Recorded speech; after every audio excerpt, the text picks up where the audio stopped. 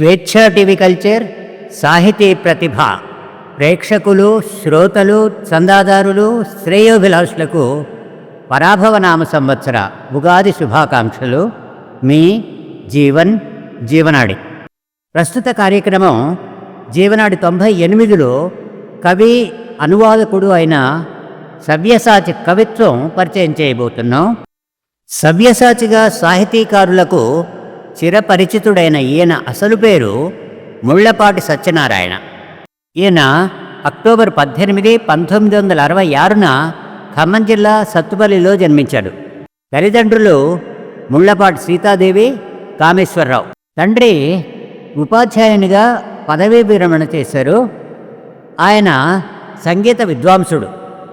All India రేడియోలో violin ఆర్టిస్ట్గా కూడా కొనసాగారు. తండ్రికి సాహిత్యంలో మక్కువ కాబట్టి ఇంటి నిండా పుస్తకాలు ఉండేవి.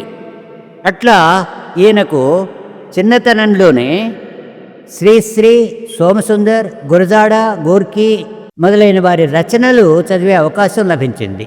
వారి ప్రభావం సవ్యసాచిపై పడింది.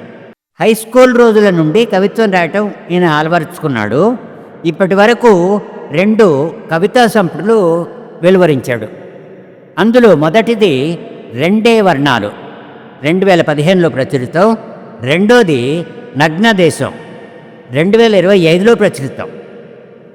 ప్రస్తుతం భద్రాద్రి కోఆపరేటివ్ బ్యాంక్ మేనేజర్గా ఖమ్మంలో నివాసం ఉంటున్నారు. ఇక ఆయన కవిత్వంలోకి నేరుగా ప్రవేశించుదాం.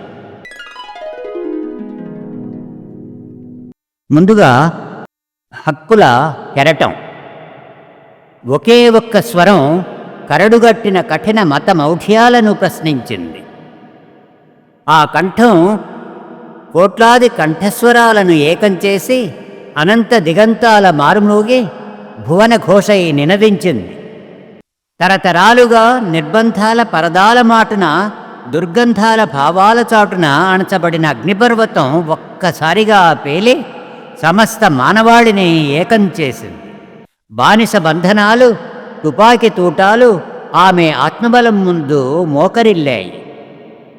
ఆమె కొరకు కోట్లాది గుండెలు భువిదారుల వినువీధుల కొవ్వొత్తులై వెలిగాయి. మతాలన్నీ కలిసి మానవతే మతమని చాటాయి. ఆమె కొరకు మనసులన్నీ ఏకమై ఆమె బతకాలని మూగగా రోధించాయి, ప్రార్థించాయి. హక్కుల కొరకు ఆ ఎడారి నేలలో చెందిన ఆమె రక్తం ఇంకిపోక సమస్త మానవ జాతిని ఏకం చేసే ప్రబల శక్తిగా మారింది. ఎగిసింది లావాలా, ఆమె మలాలా. ఈ కవిత మలాలా డే సందర్భంగా ప్రకటితం. మరో కవితా శీర్షిక అతడు. మన కళ్ళ ముందే ఆడు ఆకాశపు నిచ్చెనవుతాడు, భూగర్భపు పొరలను తొలుచుకొచ్చి స్తంభాలై మొలుస్తాడు. ఇసుక తనువుతో కాంక్రీట్ కలలు కలిపి ఆకాశ హర్మ్యాలవుతాడు. అనేక అంతస్తుల అద్భుత సౌధమవుతాడు. ఆడు ఆకాశమవుతాడు. వాడు ప్రభవిస్తున్నప్పుడు సూర్యుడు తలవంచుతాడు, మబ్బుల మాటున దక్కుంటాడు. వాడి కాంతి వెలుగుల తాళలేక తిమిరంలో అస్తమిస్తాడు. వాడిని చూస్తే నన్ను నేను చూసుకున్నట్టుంటుంది. నా తలంలో కన్నీళ్లను రాసులు రాసులుగా పోసుకొని చెమట స్వప్నాలను పూస్తున్నట్లుంటుంది. వెలుతురు కాకముందే నిదురలేచే శ్రమ వేలుపు తూర్పు దిక్కు తల్లికి మొలిచే మొదటి కిరణమాడు. ప్రపంచాన మొలకెత్తుతున్న చెమట సూర్యుడు వాడు. తనదేదీ కాని భువనం వాడు. విశ్వమంతా అల్లుకున్న భవనం వాడు. ఆకాశాన్ని తాకే ఘర్మ సముద్రం. పాతాళాన పాతేయబడ్డ గర్భదరిద్రం అతడు. శ్రమజీవిని గురించి రాసిన కవిత ఇది. మరో కవిత అక్షర శిల్పి. ఈ కవిత జ్ఞాన్పీఠ అవార్డు గ్రహీత డాక్టర్ రావూరి భరద్వాజ గారిని స్మరించుకుంటూ రాసింది. కవితా శీర్షిక అక్షర శిల్పి. అతను నిరంతర పోరాట యోధుడు, అవిశ్రాంత అక్షరోపాసనా సహజాత మిత్రుడు. అన్నం మెతుకు అక్షరం వెలుగు ఎక్కడుంటే అతనక్కడే. అక్షరాలంట అన్నపు మెతుకులేరుకున్న అపర కవి సార్వభౌముడో అనామకుడో, చిరు అటుకుల కుచేలుడో, చిరాయువైన అక్షర కుబేరుడో, అజ్ఞానో ఆత్మజ్ఞానో అక్షర ముద్రలు పేర్చుకుంటూ అనంతాన్ని అంతరంగాన్ని ఆకాశమంతా ఆవిష్కరించి 4 మెతుకుల కోసం వీధి మొదట్లో సిమెంట్ చప్టాలపై మూడంకేసుకొని కన్నీరైన జీవితాన్ని, కరిగిపోయిన కాలాన్ని కనుకొలకుల్లో స్పృశిస్తూ కన్నీళ్ళింకిన గాజుకళ్ళ వెనుక ఏవో లోకాలను దర్శిస్తూ, జ్ఞాపకాల లోకాలలో నిరంతరం గమిస్తూ గుండెలను స్పృశించిన మహామనీషి ఏ పాకుడురాళ్ల వెంటో జారిపోయిన దృశ్యం. జీవన కాంతులు చీకటై ఆరిపోయి అక్షరాక్షి నుండి రుధిరం కారుతున్న దృశ్యం. శిథిల దేహాన్ని శయ్యకు వదిలేసి నవ చైతన్యాన్ని తరువెల్లా నింపుకున్న ఆ ధవళకాంతి క్రాంతివీరుణ్ణి నేనెలా మరువగలను? అతను శ్వేతకపోతం, గుండెల్లో అనంతమై నిలిచిన అక్షర గోపురం. ఆ అక్షర శిల్పికి హృదయ నీరాజనం. అక్షరమై మళ్ళీ ఉదయించే తూర్పుకై హారతినందిస్తూ అక్షరాహ్వానం. అద్దెగర్భాన్ని గురించి రాసిన మరో కవిత. కవితా శీర్షిక అమ్మకం. అమ్మతనాన్ని అమ్ముకుంటున్న రోజులివి. గర్భాన్ని అద్దెకిస్తున్న కాలమిది. కారుణ్యం కరిగిపోతున్న క్షణాలివి. కరిగే గుండెలు కన్నీరవుతున్న వ్రణాలివి.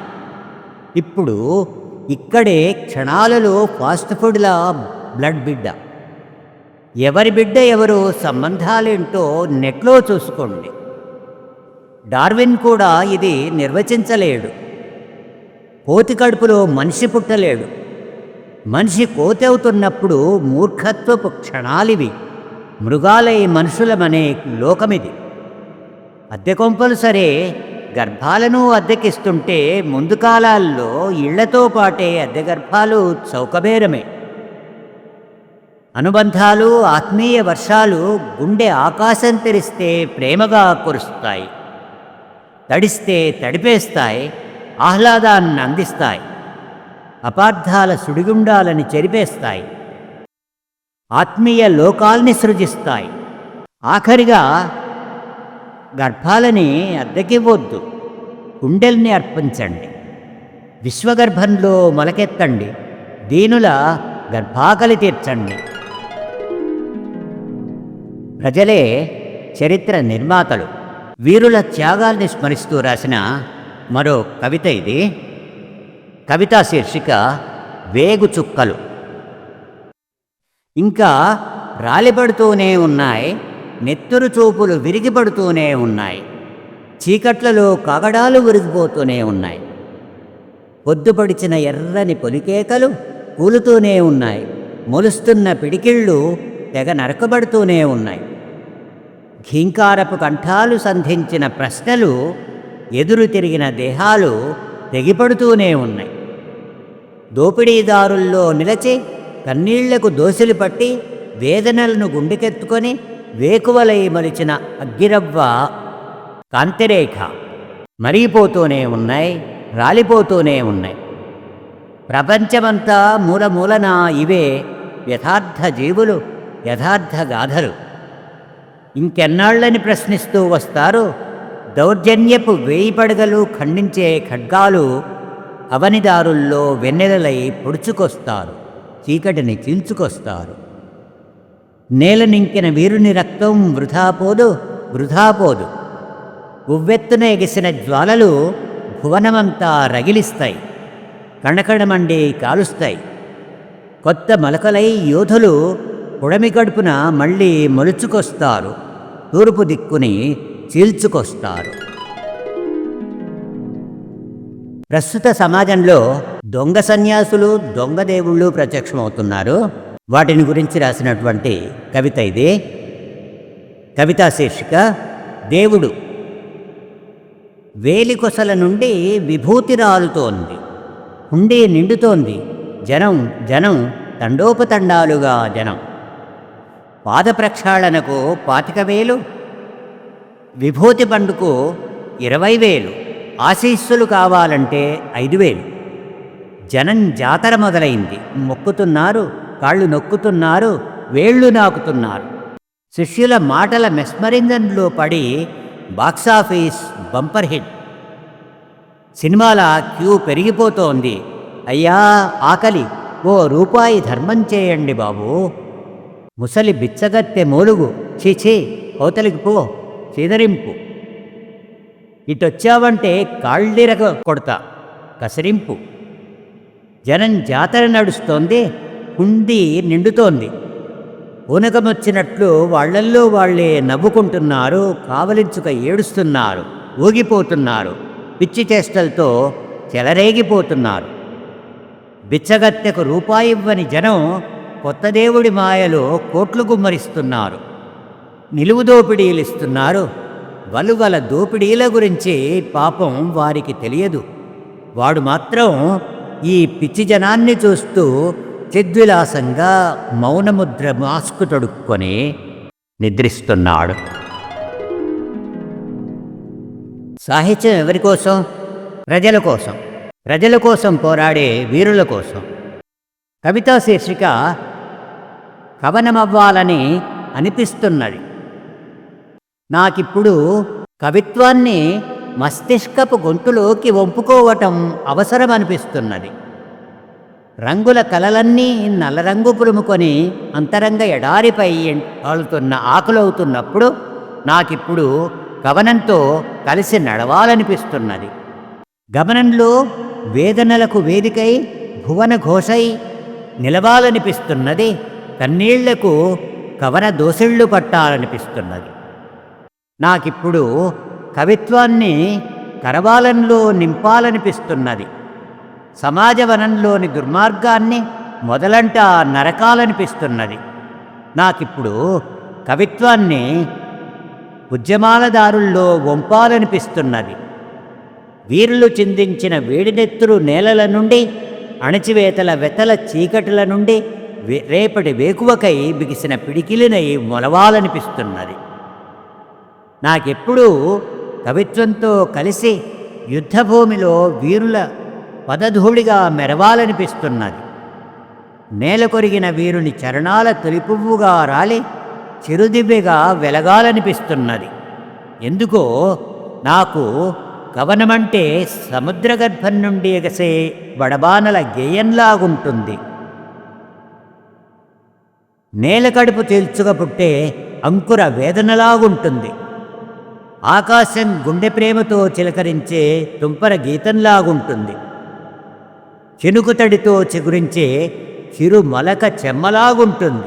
మా అమ్మలాగుంటుంది. అక్షరమే అమ్మ అంటాడు కవిది. చూడండి ఆ కవిత. కవితా శీర్షిక అమ్మ అక్షరం. అమ్మ నాకు అవనిలా అనిపిస్తుంది. అక్షరం నాకు ఆకాశం. అమ్మ అన్నం తినిపిస్తే అక్షరం అజ్ఞానాన్ని తినేసింది. అమ్మ ఆప్యాయతను పంచితే అక్షరం అమృతమై నిలిచింది. అమ్మ నాకు నడకలు నేర్పితే అక్షరం జడత్వం నుండి జాగృతం వైపున అడుగైంది. అమ్మ ఒడిలో పరుండి చంద్రుడి బడిలో నక్షత్రాలు లెక్కిస్తూ చూస్తూ పాఠాలు నేర్చాను. అక్షరమాల గుడిలో సేద తీరి కవితా మాలికలల్లాను. చందమామకు ఊయలగట్టి చల్లగాలికి ఊగుతూ ఊగొడుతూ అమ్మ చేతి గోరుముద్దల్లో అక్షరాల రుచి చూశాను. నేను అమ్మకు అక్షర హారతిస్తాను. నా అక్షరాలకు అమ్మనై ప్రేమగా సాకుతాను. అందుకే నాకు అక్షరాన్ని చూస్తే అమ్మను చూసినట్లుంటుంది. అమ్మే అక్షరమై లాలిస్తున్నట్లుంటుంది. అమ్మే నా కవితాభావం. అక్షరం నా కవితకు జీవం. అందుకే అమ్మ నాకు అవనిలా కనిపిస్తుంది. అక్షరం నాకు ఆకాశం. శ్రమైక జీవన కవిత్వం నాది అంటాడు శ్రీశ్రీ. అలాగే సమస్త వృత్తుల్లోనూ కూరుకొని ఉన్నటువంటి శ్రమజీవుల్ని గుర్తించి రాసినటువంటి మరో గీతం. ఆ గీతం చూడండి. శ్రమయాగం. నరాల దారాలను గుండె మగ్గంపై పేర్చి నెత్తురు రంగులద్ది నేసిన చేనేత అదే భగవద్గీత. దుక్కిదున్ని గింజలు చల్లి యాతమెత్తి దప్పిక తీర్చి నాట్లు పేర్చి భూమిపుత్రులు పెంచే చేలు అవే కదా బైబిల్ సూక్తులు. రేగడి మన్నుకు నీటిని కలిపి తొక్కి పిసికి కుమ్మరి చక్రం గర్భం నుండి ఉదయించే కళాఖండాలు కావా ఖురాన్ ప్రవచనాలు. భగభగ కొలిమిలో ఇనుము కాల్చి కండలు కరిగించి సుత్తిదెబ్బలు సరిచేసి సృష్టించే పనిముట్లు శ్రమజీవన మహాకావ్యాలు. మలినపడి మైలపడిన వలువలను చాకిరేవులో చాకిరీతో మల్లెపూల గంధమద్ది వేడి ఇస్త్రిబెట్టెతో వెలుగు రూపమందించి మడేలన్న మనకందించే దుస్తులు శ్రమగానపు రాగాలు. గబ్బు తలలు గొరిగేసి బబిరిగడ్డాలు గీసేసి రంగురంగుల జిలుగులెత్తి అనాకారి ముఖాలను అందమైన షికాలుగా సృజించే మంగళులు శ్రమయాగపు ఋత్విక్కులు. సిమెంటు చప్టాపై పెద్దబాడి కరువు వేగంగా కదుపుతుంటే అగ్గిరవ్వల జననం అదే కదా శ్రమ వేదవాంగ్మయం. విశ్వమంతా శ్రమయాగపు వేదికే నిజానికి. కష్టించే సోదరులే సారథులు ఈ భువనానికి. మనసు తెరిచి వీక్షిస్తే ప్రతి పనిలో సౌందర్యం. కష్టించే మనిషికి కలలన్నీ సాకారం. మరో కవిత. కవితా శీర్షిక అష్టావక్రులు. ఇక్కడ విషం ప్రవహిస్తోంది. భూమి పొరల్లో భుగభుగ పొంగి పాతాళం నుండి పైకువికి నర నరాల్లోకి ప్రవహిస్తూ కాలసర్పమై సర్వాంగాలను అల్లుకుంటుంది. ఇక్కడ నిజంగా విషమే ప్రవహిస్తోంది. శరీర అవయవాలన్నీ వంకర్ల కుంకర్లతో ఇక్కడ అష్టావక్రులు పాకుతున్నారు. ఇదేమి శాపమో గాని ఇక్కడ బాల్యం వృద్ధాప్యమవుతుంది. యవ్వనం రాకుండానే మరణం నిలుస్తుంది. గుక్కెడు మంచినీళ్లు కరువై ఎన్నో గొంతులు ఈ భూముల్లో ఆర్తిగా ఎదురుచూస్తుంటాయి. నేతల వాగ్దానాలన్నీ దూది పింజలైపోయాక ఇక్కడి ప్రజలు కన్నీరే తాగుతారు. నిజం చెప్పాలంటే ఇక్కడ కన్నీరొక్కటేనేమో ఫ్లోరిన్ లేనిది. కార్యక్రమం ముగించే ముందు మరో కవిత. శీర్షికను ధ్వనించే కవిత ఇది. కవితా శీర్షిక రెండే వర్ణాలు. ఇక్కడున్నవి రెండే వర్ణాలు. ఒకటి పొద్దై పొడిచేది, ఇంకోటి ఆ పొద్దును తుడిచేది. చెమట జలాలు పారించే జాతి ఒకటి, ఆ ఫలితాలు హరించే జాతి మరొకటి. ఇవి తప్ప విశ్వంలో ఇంకే జాతులు లేవు, రాతలు లేవు. అది సొమాలియా అయినా సోవియట్ రష్యా అయినా. ఇక్కడే మంచులా మురుచుకొచ్చిన కరెన్సీ కంచుకోడలో పక్క, దారిద్ర్యపు తిమిరంలో మగ్గుతున్న మలిన మరకలు మరోపక్క. భువనమంతా అల్లుకున్న ధనరాశులో వైపు దారిద్ర్యం ఊడలై దహిస్తున్నదో చోటు. పెంపుడు కుక్కల కబాబు ముక్కలు ఓ పక్క, ఖరాబైన చెత్తకుండి ఎంగిలి విస్తరి మెతుకులు మరో పక్క. వడ్డించిన విస్తరి జీవితం విలాసాల వెన్నెల కాగితం, కన్నీళ్లు నిండిన ఆకలి కడుపులు సందుల పందులలో సహజీవనం. ఇవి పక్కపక్కనే రేవు పార్టీల రెచ్చిపోయే మనసు, రేయి పగలు రేచీకటైన బతుకు, వెన్నెల రాత్రులు ఒకవైపు, వేకువ చితిచీకట్లు ఇంకోవైపు. ఇంకేం చెప్పను, ఎన్ని రాత్రుల వేదల కలల్ని విప్పను, ఎన్ని కన్నీళ్ల చారికల రోదనల్ని విప్పను. ఈ జగతంతా కన్నీళ్లేగా నిజం చెప్పాలంటే. ఇక్కడున్నవి రెండే వర్ణాలు. శ్రామిక వర్గమో వైపు, దోపిడీ వర్గము ఇంకోవైపు. ఒకటి పొద్దై పొడిచేది, మరోటి ఆ పొద్దును తుడిచేది. ఈ కార్యక్రమం ఇంతటితో సమాప్తం. వచ్చే వారం జీవనాడు 99లో ఆదివాసీ రచయిత గుమ్మడి లక్ష్మీనారాయణ వ్యాసావళిని పరిచయం చేయబోతున్నాం. అంతవరకు సెలవు. మా ఈ కార్యక్రమాలను లైక్ చేయండి, మీ మిత్రులకు షేర్ చేయండి, చందాదారులుగా చేరండి, చేర్పించండి. ప్రజాతంత్ర భావజాల వ్యాప్తికి మీ తోడ్పాటును అందించండి. మీ జీవనాడి.